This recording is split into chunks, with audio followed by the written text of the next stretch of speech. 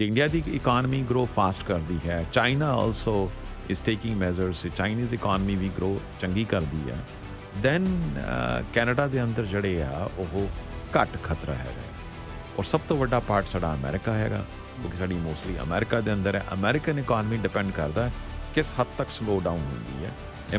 American economy ਹਾਲੇ ਤੱਕ ਤਾਂ ਰੋਬਸਟ ਹੈਗੀ ਹੈ ਸਰ, ਹਾਲੇ ਤੱਕ ਤਾਂ ਅਮਰੀਕਨ ਇਕਾਨਮੀ ਦੇ ਅੰਦਰ ਕੋਈ ਸਲੋ ਡਾਊਨ ਦੇ ਲੱਗਦੇ ਹੀ ਨਹੀਂ ਹੈ ਚਾਂਸਸ। ਤੋਂ ਟਰੱਕਿੰਗ ਕੰਪਨੀਜ਼ ਤੋਂ ਲੋਕਾਂ ਤੋਂ, ਫਿਰ ਲੋਕਲ ਲੋਕਾਂ ਤੋਂ ਅਸੀਂ ਇਹ ਸੁਣਦੇ ਹਾਂ ਕਿ ਜੀ ਟਰੱਕਿੰਗ ਕੰਪਨੀ ਟਰੱਕਾਂ ਵਾਲਿਆਂ ਨੇ ਮਤਲਬ ਬਿਜ਼ਨਸ ਬਹੁਤ ਘੱਟ ਗਏ ਨੇ, ਉਹਨਾਂ ਨੇ ਡਰਾਈਵਰ ਹਟਾ ਦਿੱਤੇ ਨੇ ਜੀ। ਇਹ ਸਾਰੀਆਂ ਚੀਜ਼ਾਂ ਨਾਲ ਪਤਾ ਨਹੀਂ ਇਹ ਕੋਈ ਤਾਲਮੇਲ ਨਹੀਂ ਬਣਦਾ।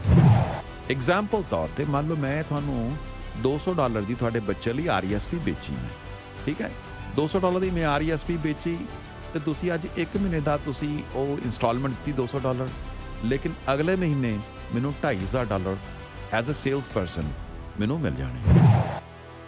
ਗੁੱਡ ਮਾਰਨਿੰਗ ਟੋਰਾਂਟੋ, ਤੁਸੀਂ ਸੁਣ ਰਹੇ ਹੋ ਜੀ। ਅਤੇ ਮੈਸੇਜਸ ਦੇ ਵਿੱਚ ਦੀਪਜੋਤ ਦਾ ਇੱਕ ਮੈਸੇਜ ਹੈ ਕਿ ਗੱਲ ਇੱਥੇ ਨਿਬੜਦੀ ਹੈ ਕਿ federal government running away from fixing issues of driving because fixing issues would increase inflation. ਅਤੇ ਜਸਗਿਲ ਕਹਿੰਦੇ ਨੇ ਫਿਰ then why can I sell my service if I am a factory worker, radio host, chef, ਅਤੇ ਇਹ ਸਾਰੀਆਂ ਚੀਜ਼ਾਂ ਹੀ ਫਿਰ ਤੇ ਵਰਕਰ ਇੰਪਲੋਈਜ਼ ਰੱਖਣ ਦੀ ਲੋੜ ਹੀ ਨਹੀਂ ਹੈ, ਫਿਰ ਤਾਂ ਹਰ ਚੀਜ਼ ਹੀ ਇੰਡੀਪੈਂਡੈਂਟ ਕੰਟਰੈਕਟਰ ਦੇ ਤੌਰ 'ਤੇ ਹੋ ਜਾਏ। ਅਤੇ ਇਸੇ ਤਰ੍ਹਾਂ ਦੇ ਹੋਰ ਵੀ ਬਹੁਤ ਸਾਰੇ ਸਵਾਲ ਨੇ। ਟੌਪਿਕ ਇਹ ਵੱਡਾ ਅਤੇ ਇਹਦੇ ਬਾਰੇ ਪਰ ਹੁਣ ਅਸੀਂ ਜ਼ਿਆਦਾ ਗੱਲ ਨਹੀਂ ਕਰ ਸਕਦੇ, ਇਹਦੇ ਬਾਰੇ ਅਲੱਗ ਗੱਲ ਅਗਲੇ ਹਫਤੇ ਕਰਾਂਗੇ। ਇਹਦੇ 'ਚ ਇਹ ਅਸਲ 'ਚ ਸਵਾਲ ਜ਼ਿਆਦਾ ਸਵਾਲ ਇਹ ਹੋਣੇ ਬਣਦੇ ਨੇ ਮਿਨਿਸਟਰ ਨੂੰ ਅਤੇ MPs ਨੂੰ, ਕਿਉਂਕਿ MPs ਵੀ ਇਸ ਲੌਬਿੰਗ ਦਾ ਹਿੱਸਾ ਬਣ ਰਹੇ ਨੇ, ਜਿਹੜੀ ਟਰੱਕਿੰਗ ਇੰਡਸਟਰੀ ਦਾ ਇੱਕ ਸੈਕਸ਼ਨ ਕਰਨ ਦੀ ਕੋਸ਼ਿਸ਼ ਕਰ ਰਿਹਾ। ਅਤੇ ਜ਼ਿਆਦਾ ਵੱਡੇ ਕੁਐਸਚਨ ਅਸਲ 'ਚ MPs ਨੂੰ ਉੱਠਣੇ ਨੇ, ਉਹਨਾਂ ਨੂੰ ਜਿਹੜਾ ਉਹਨਾਂ ਨੇ ਇਹਦੇ 'ਚ ਸ਼ਾਮਲ ਹੋ ਕੇ ਸਵਾਲ ਅਸਲ ਦੇ 'ਚ MPs ਨੇ ਆਪਣੇ ਲਈ ਖੜ੍ਹੇ ਕੀਤੇ ਨੇ। ਸੋ ਖੈਰ ਉਹਦੇ ਬਾਰੇ ਅਸੀਂ ਗੱਲਬਾਤ ਬਾਅਦ 'ਚ ਕਰਾਂਗੇ। ਮਾਰਕੀਟ ਅਪਡੇਟ ਲੈ ਕੇ ਸੁਰਿੰਦਰਪਾਲ ਜੀ ਸਾਡੇ ਨਾਲ ਨੇ। ਸੁਰਿੰਦਰਪਾਲ ਜੀ, ਕੀ ਹਾਲ ਚਾਲ ਨੇ? ਥੈਂਕ ਯੂ ਵੈਰੀ ਮਚ ਸ਼ਮਿਲ ਜੀ, ਆਪ ਜੀ ਨੂੰ ਵੀ ਔਰ ਸਾਰੇ ਹੀ ਰੈਡ FM ਦੇ ਸਰੋਤਿਆਂ ਨੂੰ ਗੁੱਡ ਮਾਰਨਿੰਗ, ਸਤਿ ਸ਼੍ਰੀ ਅਕਾਲ, ਨਮਸਕਾਰ ਔਰ ਆਦਾਬ ਜੀ। ਅਤੇ ਕੀ ਹਾਲਤ ਨੇ ਜੀ ਮਾਰਕੀਟ ਦੇ? ਕੁਛ ਖਬਰਾਂ ਤਾਂ ਪਿਛਲੇ ਦਿਨਾਂ 'ਚ ਅਸੀਂ ਜਿਵੇਂ ਯੂਰਪ 'ਚੋਂ ਆ ਰਹੀਆਂ ਨੇ, ਜਰਮਨੀ ਰਿਸੈਸ਼ਨ 'ਚ। ਹਾਂਜੀ, ਯੈਸ ਅਤੇ Germany is in recession, euro is also low. America ਦੀ ਵੀ ਜਿਹੜੀ ਹੈ ਫਿਚ ਇੱਕ ਬਹੁਤ ਵੱਡੀ ਕ੍ਰੈਡਿਟ ਰੇਟਿੰਗ ਏਜੰਸੀ ਹੈ, ਉਹਨੇ ਅਮਰੀਕਾ ਦੀ ਕ੍ਰੈਡਿਟ ਵਾਚ ਨੂੰ ਜਿਹੜਾ ਹੈ ਉਹ AAA ਨੈਗੇਟਿਵ ਜਿਹੜਾ ਹੈ ਉਹ ਅਨਾਊਂਸ ਕੀਤਾ ਹੈ ਪਰਸੋਂ। The reason being is debt ceiling limit, ਕਿਉਂਕਿ ਤੁਹਾਨੂੰ ਪਤਾ ਹੈ ਬਈ ਇਹ ਜਿਹੜਾ ਹੈ ਅੜਿੱਕਾ ਫਸਿਆ ਹੋਇਆ ਦੋਨਾਂ 'ਚ, ਰਿਪਬਲਿਕਨ ਐਂਡ ਡੈਮੋਕ੍ਰੇਟ 'ਚ। ਹਫ਼ਤਾ ਰਹਿੰਦਾ ਹਜੇ ਬਈ ਡੈਡਲਾਈਨ ਆਉਣ ਨੂੰ, ਪਰ ਇਹ ਹਮੇਸ਼ਾ ਹੀ ਮੈਂ ਦੇਖਿਆ ਸ਼ਮੀਲ ਜੀ, ਮੈਨੂੰ 30 ਸਾਲ ਹੋ ਗਏ ਇੱਥੇ, ਅਤੇ ਜੇ ਤੁਸੀਂ ਪਿਛਲੇ 60 ਸਾਲ 'ਚ ਦੇਖੋ 78 ਟਾਈਮਸ ਇਹਨੇ ਡੈਟ ਸੀਲਿੰਗ ਲਿਮਿਟ ਵਧਾਈ ਆ। ਉਹ 'ਚ 49 ਟਾਈਮਸ ਰਿਪਬਲਿਕਨ ਨੇ ਵਧਾਈ ਹੈ, 29 ਟਾਈਮਸ ਡੈਮੋਕ੍ਰੇਟਸ ਨੇ ਵਧਾਈ ਹੈ। ਔਰ ਹਰ ਵਾਰੀ ਹੁੰਦਾ ਹੈ ਡਰਾਮਾ ਹੁੰਦਾ ਹੈ ਲਾਸਟ ਮੂਮੈਂਟ 'ਤੇ, ਤੁਸੀਂ ਦੇਖੋਗੇ 10 ਵਜੇ ਜੀ, 12 ਵਜੇ ਜਿਵੇਂ ਸਪੈਸ਼ਲ ਅਧਿਵੇਸ਼ਨ ਬੁਲਾ ਕੇ ਉਹਦੇ 'ਚ ਜੀ ਅਸੀਂ ਹੁਣ ਬਹੁਤ ਜਿਵੇਂ ਮਿਹਨਤ ਕਰ ਰਹੇ ਹਾਂ, so they want to show this thing. ਔਰ ਲੇਕਿਨ ਲਾਸਟ ਮੂਮੈਂਟ 'ਤੇ ਹੀ ਜਿਹੜਾ ਅੜਿੱਕਾ ਫਸਦਾ ਹੁੰਦਾ, ਕਿਉਂਕਿ ਪਹਿਲੇ ਜਿਹੜੇ ਕੁਛ ਇਸ਼ੂਜ਼ ਆਪਸ 'ਚ ਰਿਜ਼ੋਲਵ ਕਰ ਲੈਂਦੇ ਨੇ ਕਿ ਨੈਗੋਸ਼ੀਏਟਿੰਗ ਟੇਬਲ 'ਤੇ ਆ ਜਾਓ, ਪਹਿਲਾਂ ਉਹ ਇਸ਼ੂ ਉੱਤੇ ਦੇਖ ਲਈਏ ਜਿਹੜੇ 'ਤੇ ਕਿ ਸਾਡੇ ਕੋਈ ਜ਼ਿਆਦਾ ਡਿਫਰੈਂਸਿਸ ਨਹੀਂ ਹੈਗੇ। ਲਾਸਟ 'ਤੇ ਇਹ ਜਿਹੜੇ ਡਿਫਰੈਂਸਿਸ ਖਾਸ ਤੌਰ 'ਤੇ ਮੈਨੂੰ ਲੱਗਦਾ ਸਟੂਡੈਂਟ ਲੋਨ 'ਤੇ ਹੋਣਗੇ। ਪਰ ਕਈ ਤਾਂ ਕੰਟਰੀ ਇਹ ਵੀ ਕਹਿਣਾ ਸ਼ੁਰੂ ਹੋ ਗਏ ਜੀ ਅਮਰੀਕਾ ਜਿਹੜਾ ਹੈ ਉਹ ਆਪਣੀ ਜਿਹੜੀ ਡੈਟ ਪੇਮੈਂਟਸ ਹੈ ਉਹਨੂੰ ਡੀਫਾਲਟ ਕਰਨਾ ਸ਼ੁਰੂ ਕਰ ਦੇਗਾ। America is not a third world country, America has ability to pay off. ਬਹੁਤ ਸਾਰੀ ਕੰਟਰੀ ਨੂੰ ਇਸ ਤਰ੍ਹਾਂ ਪੇਸ਼ ਕਰਦੇ ਜੀ, ਅਮਰੀਕਾ ਕੋਲ ਡੈਫੀਨੇਟਲੀ ਅਮਰੀਕਾ ਕੋਲ ਡੈਟ ਹਾਈਐਸਟ ਹੈਗਾ ਵਰਲਡ ਦੇ ਅੰਦਰ, but at the same time America has the capacity to pay the debt payments and America has a capacity to increase the revenue also. ਔਰ ਇਸ ਕਰਕੇ ਜਿਹੜਾ ਤੁਸੀਂ ਚਿੰਤਾ ਤੁਸੀਂ ਦੇਖ ਰਹੇ ਹੋ ਮਾਰਕੀਟ 'ਚ ਹੈ। ਬਟ ਲੇਕਿਨ ਇਸ ਤੋਂ ਇਲਾਵਾ ਸ਼ਮੀਲ ਜੀ ਇਸ ਹਫ਼ਤੇ ਬਹਾਰਾਂ ਛਾਈ ਰਹੀਆਂ ਖਾਸ ਤੌਰ 'ਤੇ ਚਿਪਸ ਮੇਕਿੰਗ ਕੰਪਨੀ ਦੇ ਅੰਦਰ। ਮੈਂ ਹੈਰਾਨ ਸੀ, ਕੱਲ੍ਹ Nvidia company their stock jumped up by 25% on a single day. ਇਸ ਸਾਲ ਦੇ ਅੰਦਰ ਜਨਵਰੀ ਤੋਂ ਲੈ ਕੇ ਹੁਣ ਤੱਕ ਇਸ ਅਪ ਬਾਈ 160%।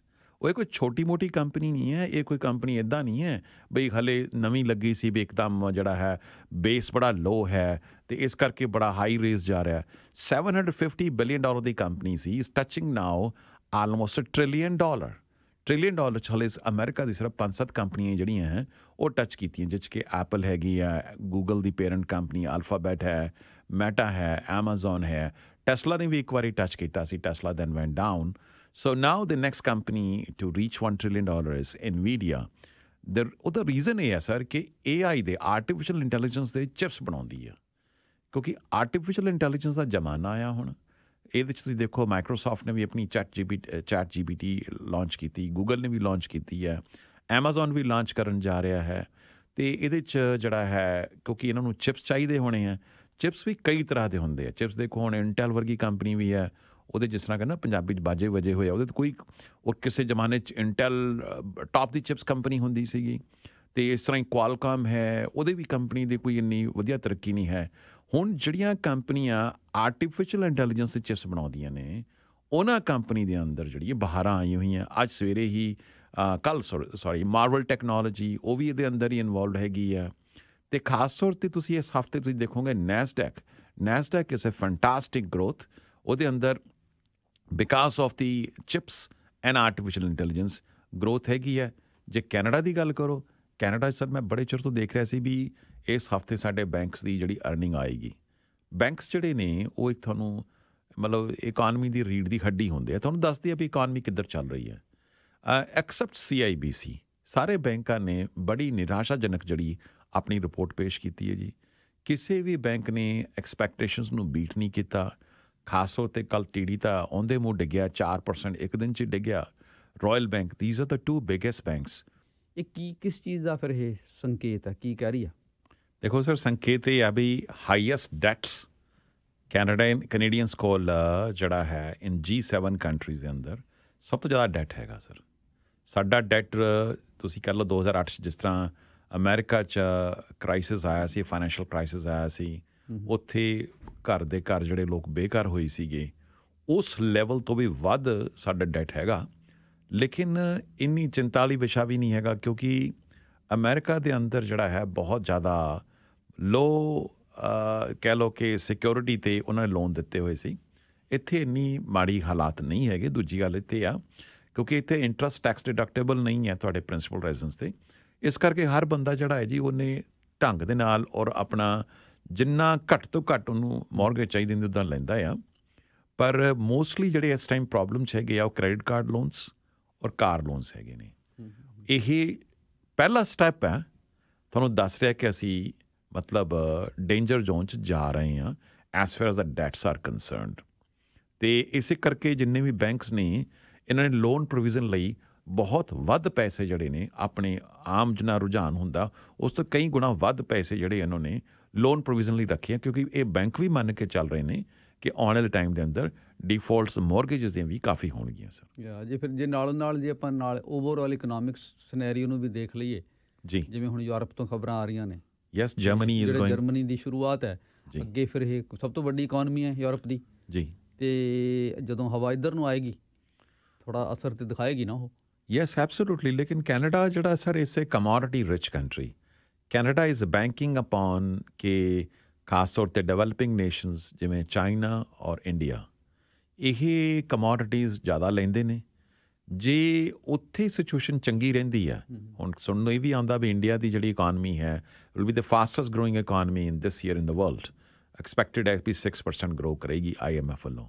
ਜੇ ਇੰਡੀਆ ਦੀ ਇਕਾਨਮੀ ਗਰੋ ਫਾਸਟ ਕਰਦੀ ਹੈ, China also is taking measures, Chinese economy ਵੀ ਗਰੋ ਚੰਗੀ ਕਰਦੀ ਹੈ, ਦੈਨ ਕੈਨੇਡਾ ਦੇ ਅੰਦਰ ਜਿਹੜੇ ਆ ਉਹ ਘੱਟ ਖਤਰਾ ਹੈਗਾ ਆ।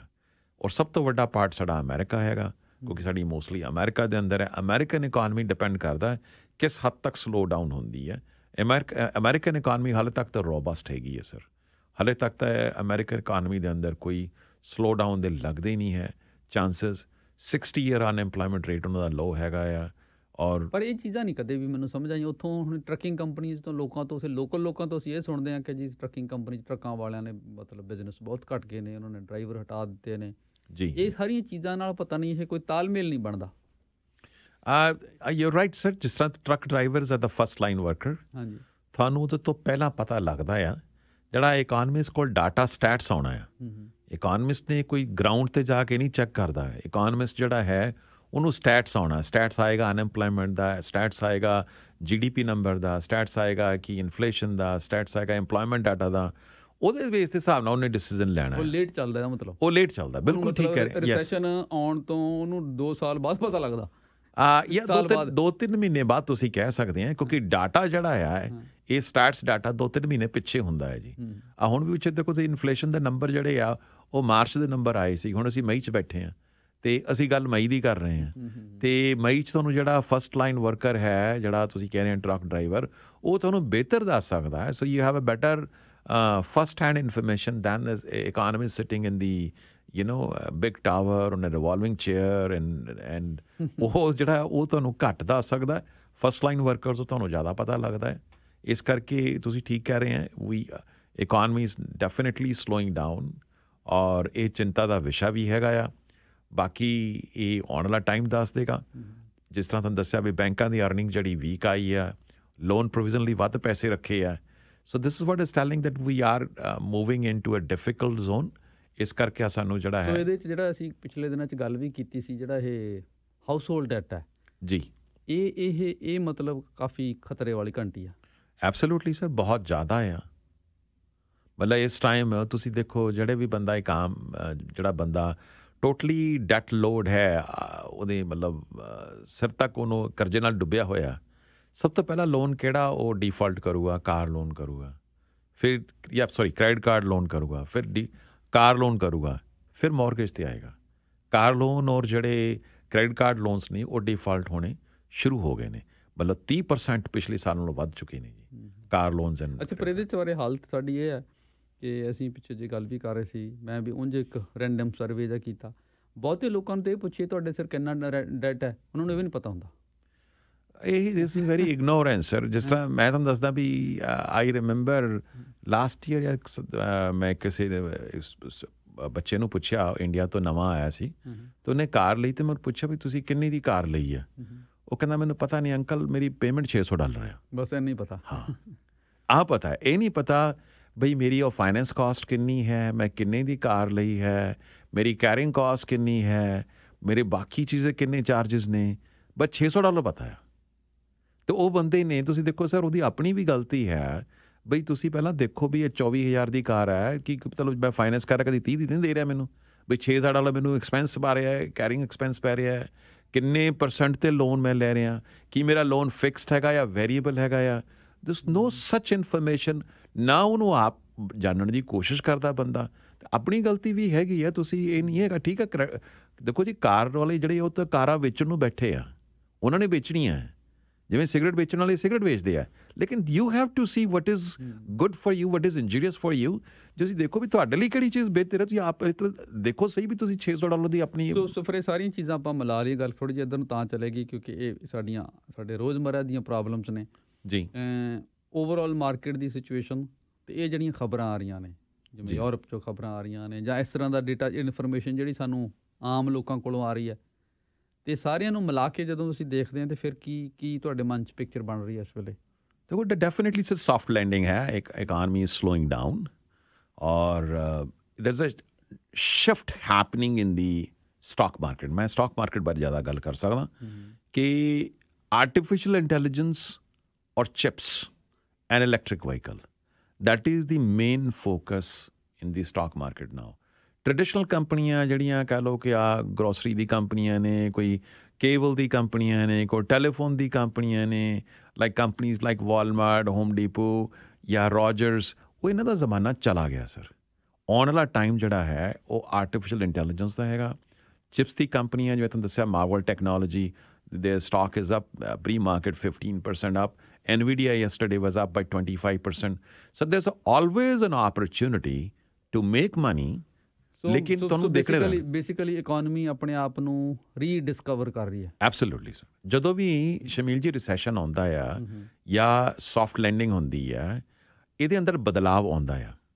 ਜਿਸ ਤਰ੍ਹਾਂ ਤੁਸੀਂ ਦੇਖੋ, ਕੋਈ ਬੰਦਾ ਬਿਮਾਰ ਪੈਂਦਾ ਹੈ ਅਤੇ ਆਪਣੇ ਆਪ ਉਹ ਐਨਰਜਾਈਜ਼ ਦੁਬਾਰਾ ਹੁੰਦਾ ਆ, ਜਾਂ ਹਰ 5-7 ਸਾਲ ਬਾਅਦ ਅਸੀਂ ਪੁਰਾਣੇ ਕੱਪੜੇ ਲਾ ਕੇ ਸੁੱਟ ਦਿੰਦੇ ਹਾਂ, ਨਵੇਂ ਕੱਪੜੇ ਲੈਂਦੇ ਹਾਂ। ਇਸ ਤਰ੍ਹਾਂ ਹੀ ਇਕਾਨਮੀ ਦੇ ਅੰਦਰ ਜੇ ਤੁਸੀਂ ਦੇਖੋਗੇ, ਇਹ ਸ਼ਿਫਟ ਜਿਹੜਾ ਹੈ ਉਹ ਹੋ ਰਿਹਾ ਹੈ। ਉਹ ਟ੍ਰੈਡੀਸ਼ਨਲ ਕੰਪਨੀਆਂ ਤੋਂ ਹਟ ਕੇ ਆਰਟੀਫਿਸ਼ੀਅਲ ਇੰਟੈਲੀਜੈਂਸ, ਚਿਪਸ ਔਰ ਜਿਹੜੀ ਹੈ ਇਲੈਕਟ੍ਰਿਕ ਵਾਹੀਕਲ ਵੱਲ ਜਾ ਰਹੇ। ਇੱਕ ਅਮਰਤ ਸੰਧੂ ਕਹਿ ਰਹੇ ਨੇ ਕਿ ਜਿਹੜਾ US ਹੈ ਇਹਦੇ ਕੋਲ ਤੇ ਕਪੈਸਿਟੀ ਹੈਗੀ ਰਿਸੈਸ਼ਨ ਨਾਲ ਡੀਲ ਕਰਨ ਦੀ, ਉਹਨਾਂ ਦੀ ਇਕਨੋਮੀ ਦੇ ਫੰਡਾਮੈਂਟਲ ਜਾਂ ਉਸ ਤਰ੍ਹਾਂ, ਪਰ ਜਿਹੜਾ ਕੈਨੇਡਾ ਉਹਦੇ ਕੋਲ ਗੁੰਜਾਇਸ਼ ਨਹੀਂ, ਇਹਨਾਂ ਦੀ ਇਹ ਆਬਜ਼ਰਵੇਸ਼ਨ ਹੈ। To some extent he is right sir, ਲੇਕਿਨ ਐਟ ਦ ਸੇਮ ਟਾਈਮ ਤੁਸੀਂ ਕੈਨੇਡਾ ਨੂੰ ਵੀ ਘੱਟ ਨਾ ਸਮਝੋ। ਕੈਨੇਡਾ ਦੀ ਵੀ ਐਕਸਪੋਰਟ US ਨਾਲ ਹੈ। ਜੇ US economy is doing well, Canadian economy will do well by virtue, because 70-80% ਸਾਡੀ ਐਕਸਪੋਰਟ ਤਾਂ US ਨੂੰ ਹੀ ਹੁੰਦੀ ਆ। ਦੂਜੀ ਗੱਲ ਇਹ ਵੀ ਆ ਸ਼ਮੀਲ ਜੀ, ਤੁਸੀਂ ਦੇਖਿਆ ਹੋਣਾ ਜਦੋਂ ਦੇ ਇਹ ਟਰੂਡੋ ਸਰਕਾਰ ਆਈ ਸੀ ਪਿਛਲੀ ਵਾਰੀ, ਤੇ ਇਹਨਾਂ ਨੇ ਕਿਹਾ ਸੀ ਅਸੀਂ ਇਨਫਰਾਸਟਰਕਚਰ 'ਤੇ ਇੰਨੇ ਪੈਸੇ ਖਰਚ ਕਰਾਂਗੇ, ਕੱਖ ਨਹੀਂ ਖਰਚ ਕੀਤਾ। The reason being is that money is on hold, ਕਿਉਂਕਿ ਜੇ ਇੱਕ ਪਾਸੇ ਤਾਂ ਆਲਰੇਡੀ ਇਕਾਨਮੀ ਇੰਨੀ ਹੌਟ ਸੀਗੀ, ਆਲਰੇਡੀ ਅਨਐਮਪਲੋਇਮੈਂਟ ਰੇਟ ਇੰਨਾ ਲੋ ਸੀਗਾ, ਜੇ ਉਹ ਇਨਫਰਾਸਟਰਕਚਰ 'ਤੇ ਇੱਦਾਂ ਪੈਸੇ ਖਰਚਣ ਲੱਗ ਜਾਂਦੇ ਤੇ ਰਾ ਮਟੀਰੀਅਲ ਵੈਸੇ ਹੀ ਨਹੀਂ ਮਿਲ ਰਿਹਾ ਸੀ, ਹੋਰ ਮਹਿੰਗਾ ਹੋ ਜਾਣਾ ਸੀ। That would have added to the inflation, plus unemployment rate ਹੋਰ ਲੋ ਹੋ ਜਾਣਾ ਸੀ, ਇਕਾਨਮੀ ਹੋਰ ਹੌਟ ਹੋ ਜਾਣੀ ਸੀਗੀ। ਤੇ ਹੁਣ ਜੇ ਇਕਾਨਮੀ ਸਲੋ ਡਾਊਨ ਹੁੰਦੀ ਹੈ then definitely this government will be spending more money in infrastructure, ਔਰ ਠੀਕ ਹੋ ਜਾਏਗਾ ਸਰ। ਓਕੇ, ਤੇ ਅੱਗੇ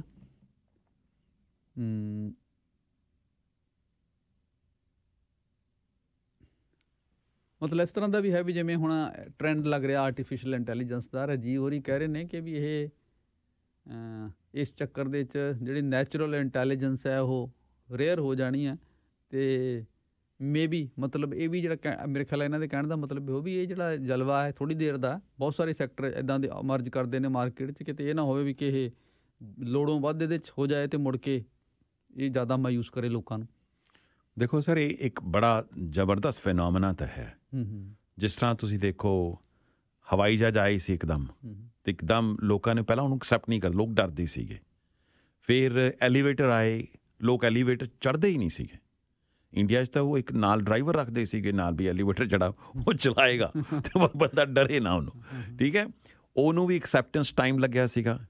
ਫਿਰ ਤੁਸੀਂ ਕਹਿ ਲਓ ਕਿ ਟੈਲੀਕੋਮਿਊਨੀਕੇਸ਼ਨ ਦੇ ਅੰਦਰ ਬੜਾ ਜ਼ਬਰਦਸਤ ਜਿਹੜਾ ਹੈ ਕਮਿਊਨੀਕੇਸ਼ਨ ਦੇ ਅੰਦਰ ਰੈਵੋਲੂਸ਼ਨ ਆਇਆ। So this is a next revolution you could see artificial intelligence ਦੇ ਅੰਦਰ, ਔਰ ਇਹਦੇ ਨਾਲ ਬਹੁਤ ਸਾਰੀਆਂ ਜੌਬਸ ਡਿਸਟਰਾਏ ਵੀ ਹੋਣਗੀਆਂ, ਨਵੇਂ ਤਰ੍ਹਾਂ ਦੀ ਇਕਾਨਮੀ ਜਿਹੜੀ ਹੈ ਉਹ ਬਿਲਡ ਹੋਏਗੀ। ਪਰ ਜਿਹੜੀਆਂ ਟ੍ਰੈਡੀਸ਼ਨਲ ਜੌਬਸ ਨੇ, ਜਿਹੜੀਆਂ ਰੈਪੀਟੇਟਿਵ ਜੌਬਸ ਨੇ, ਖਾਸ ਤੌਰ 'ਤੇ ਜਿਵੇਂ ਡਰਾਈਵਰਸ ਹੈ ਜਾਂ ਕੋਈ ਹੋਰ ਬੁੱਕ ਕੀਪਿੰਗ ਹੈ ਜਾਂ ਕੁਛ ਟੂ ਸਮ ਐਕਸਟੈਂਟ ਅਕਾਊਂਟਿੰਗ ਹੈ ਜਾਂ ਕੁਛ ਈਵਨ ਫਾਈਨੈਂਸ਼ੀਅਲ ਐਡਵਾਈਜ਼ ਆਲਸੋ।